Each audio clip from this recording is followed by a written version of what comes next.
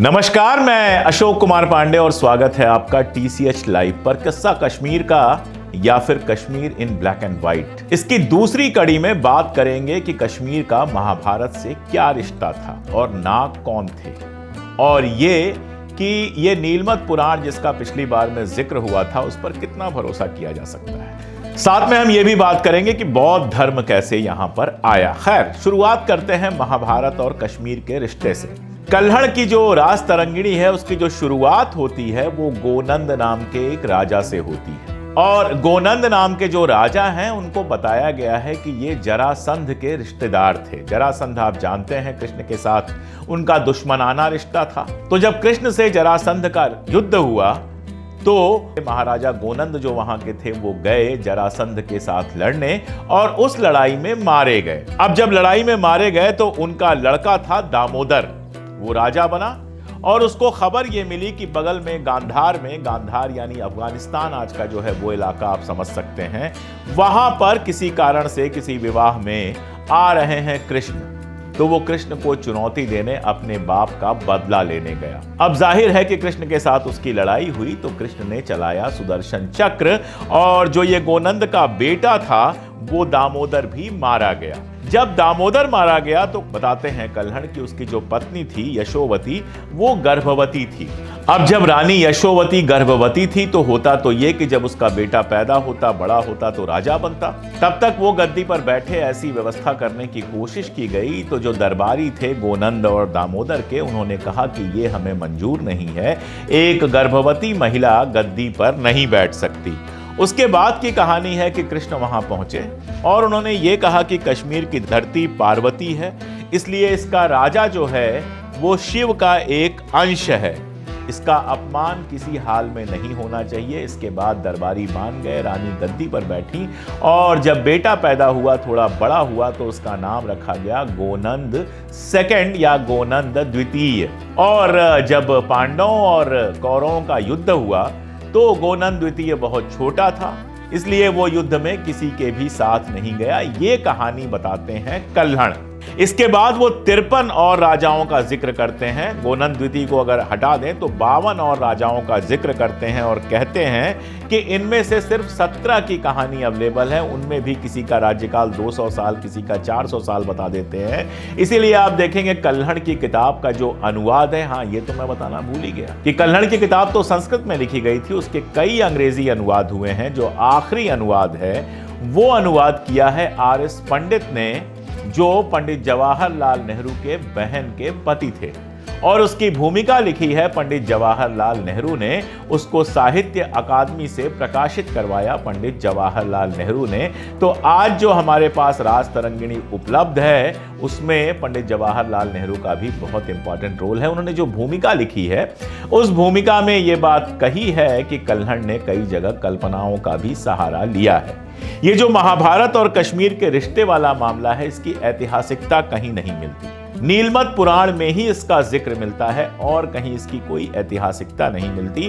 कई बार ऐसा लगता है कि अपनी कहानी को और ज्यादा ऑथेंटिक साबित करने के लिए जिस हिस्से का कल्हड़ को पता नहीं था उसको उन्होंने महाभारत से जोड़ दिया ताकि लोग उसके ऊपर भरोसा करें। अब ये इतिहास है या मिथक है, इसकी बहस में नहीं पड़ते हैं, मैंने अपनी किताब में बहुत डिटेल से दिया है, लेकिन महाभारत से ये रिश्ता जोड़ने की कोशिश की जाती है। इसी तरह से कश्मीर का बहुत ज्यादा जिक्र जो है वो वैदिक साहित्य में भी सीधे सीधे नहीं मिलता है। तो ये पुराणों और कथाओं से थोड़ा आगे चलते हैं साइंस की तरफ। कश्मीर में इकलौती जो खुदाई शुरू हुई वो हुई 1961 में।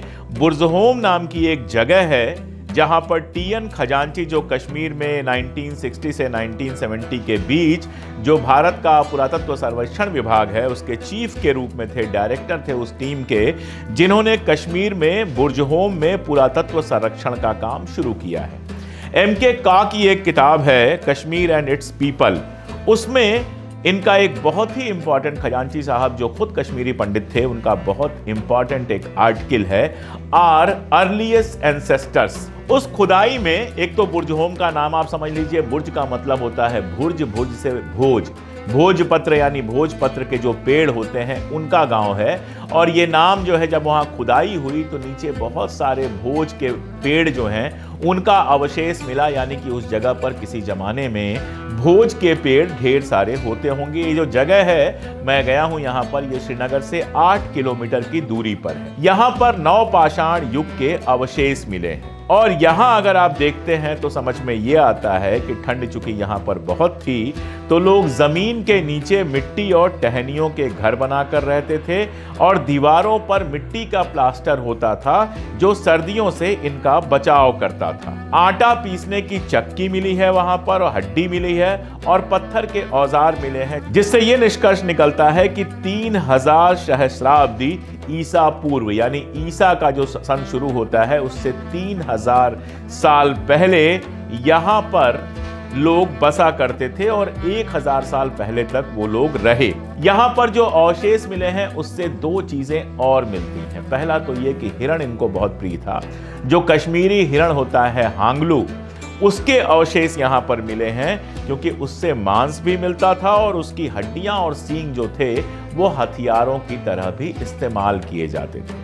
अब इन लोगों के बारे में जब और अध्ययन होता है तो मिलता यह है कि मेगालिथिक पीरियड आते आते जो शव इनके थे, लाशें थी, उनको दफनाने का सबूत मिलता है। जमीन के नीचे दफनाए जाते थे शव और उनके साथ कुत्तों को दफनाया जाता था। दरअसल अगर वो इलाका पूरा आप देखेंगे तो अमू नदी के ऊपर जो पूरा का पूरा इलाका है उसमें कुत्ते बहुत इंपॉर्टेंट रोल निभाते थे इंसान के जीवन में। शिकारी भी थे, उनको बचाते भी थे और कुत्ते उनको इतने प्रिय थे कि बहुत सारी जगहों पर यह पाया गया है कि जब उनको दफनाया जाता था तो उनके साथ कुत्तों को भी दफना दिया जाता था। ये लोग किसी धर्म को नहीं मानते थे क्योंकि तब तक कोई धर्म पैदा ही नहीं हुआ था।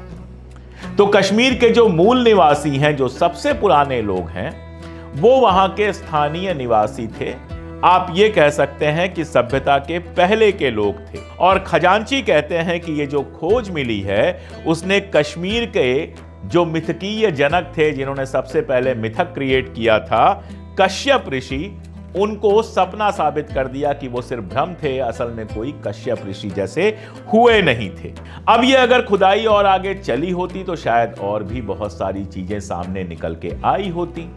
लेकिन 80 के दशक में शुरू हो गया आतंकवाद और एक बार जब आतंकवाद हो गया तो उसके बाद इतिहास की खुदाई क्या होगी, वर्तमान की ही खुदाई शुरू हो गई और ये सारा जो प्रोसेस था पुरातात्विक खोज का ये रुक गया। इसलिए और ज्यादा जानकारी कश्मीर के बहुत पुराने इतिहास के पहले के इतिहास की इससे ज्यादा जानकारी आपको मिल नहीं पाती। लेकिन इस जानकारी में एक और सवाल है जिसके बारे में पिछली बार मैंने जिक्र किया था, ये नाग कौन थे। कश्मीर में नागों की बहुत चर्चा होती है। मैंने जो 3 कहानियां आपको सुनाई थी उसमें नागों का जिक्र आया था, जिससे लगता है कि कश्मीर में नाग रहा करते थे। अब आप नाग सुनते हैं तो आपको क्या लगता है?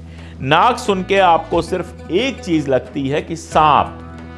लेकिन क्या वाकई ये जो किस्से कहानियां हैं वो सांपों के थे? हिंदुस्तान में तो कोई बड़ा रिसर्च इनके ऊपर हुआ नहीं है, लेकिन येल यूनिवर्सिटी ने एक रिसर्च कराया, JPH विजेल नाम है, और उन्होंने बहुत डिटेल में रिसर्च किया और एक किताब लिखी, इंडियन सरपेंट लोर, भारतीय नागों की कहानी। वो किताब बेहद इंपॉर्टेंट है, ऑनलाइन मिल जाती है, खरीद के भी आप पढ़ सकते हैं। अगर पढ़ेंगे तो आपको नागों के बारे में बहुत कुछ पता चलेगा और ये पता चलेगा जो आप जानते ही हैं कि पूरे देश में नागवंशी लोग हैं। नागपुर के बारे में मैंने आपको बताया था। छोटा नागपुर का जो पूर्व राज परिवार है वो अपनी उत्पत्ति पुंडरीक नाम के एक नाग से मानता है। दक्षिण भारत में प्रतिस्थान के राजा शालिवाहन को नाग अनंत का पुत्र माना जाता है। कोरमंडल के पल्लव वंश के जो पहले राजा थे उनका जन्म चोल राजा की नागवंशी रानी से माना जाता है। यानी नागवंश हमारे यहाँ उत्तर से दक्षिण तक, पूरब से पश्चिम तक बहुत प्रचलित है। अब सवाल उठता है कि ये नाग कौन थे? ये तो आप भी जानते हैं, किसी सांप के साथ बच्चा पैदा नहीं हो सकता है। दरअसल नागवंशीय वो लोग थे, या नाग उनको कहा गया, जिनका टोटेम नाग था। टोटेम मतलब कबीला जिसकी पूजा करता है। हर कबीले का एक टोटेम होता है जिसकी वो पूजा करता है। तो ये टोटेम जो था, नाग कबीले का टोटेम जो था वो नाग था। यानी ये वो लोग थे जो नागों की पूजा करते थे और इसीलिए इनके नाम में नाग लगा। नागार्जुन नाम आप जानते हैं, नागार्जुन बहुत बड़े बौद्ध विचारक थे जिनका जिक्र आएगा कश्मीर के संदर्भ में। उनका नाम अगर अलग से पढ़ेंगे तो नाग अर्जुन है, यानी नाग कबीले के अर्जुन। यानी नाग जो है वो नाग नहीं थे, सांप नहीं थे, सरपेंट नहीं थे, कबीला था नाग। दरअसल कश्मीर के इतिहास में बहुत मजेदार है कि जो वहां के मूल निवासी थे उनके बारे में कहा गया कि वो नाग थे। कश्मीर के मूल निवासी थे नाग और उसके ऊपर के इलाकों के मूल निवासी थे पिशाच। और जो कहानियां आती हैं मौसम के हिसाब से नागों के ऊपर जाने और पिशाचों के नीचे आने की हैं। इन्होंने 6-6 महीना बांट लिया था कि 6 महीने तुम इस इलाके में रहोगे, हम ऊपर चले जाएंगे, 6 महीने तुम ऊपर के इलाके से नीचे आ जाओगे। अभी भी जो घुमंतु जातियां हैं उनको आप देखेंगे कि जब ठंड बढ़ती है तो वो नीचे आ जाते हैं, जब गर्मी होती है तो ऊपर चले जाते हैं। और कश्मीर में जाड़ों के आरंभ में एक त्योहार होता है अमावस्या पर कश्मीरी पंडितों का, जिसको गड़ा बाटा कहा जाता है, जिसमें मछलियां चढ़ाई जाती हैं। और जाड़ों के बीतने पर पिशाचों के प्रयाण पर्व की बात होती है, यानी पिशाच जब वहां से जा रहे हैं, यानी जाड़ों में पिशाच नीचे रहते थे। क्यों? क्योंकि जाड़ों में ऊपर के इलाके में इतनी अधिक ठंड होती थी कि बर्दाश्त नहीं हो पाती थी, तो पिशाच नीचे चले आते थे। और जाड़े जब खत्म हो जाते थे तो पिशाच ऊपर चले जाते थे।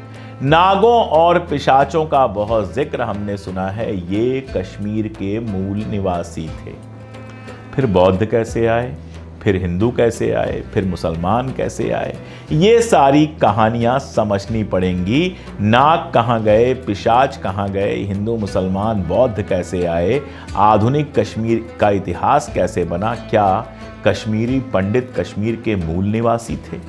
क्या कश्मीरी पंडित ही अकेले कश्मीर के मूल निवासी थे? क्या कश्मीरी पंडित बाहर से आए थे? क्या बौद्ध धर्म सबसे पहले वहां स्थापित हुआ, फिर बौद्ध धर्म खत्म कैसे हुआ?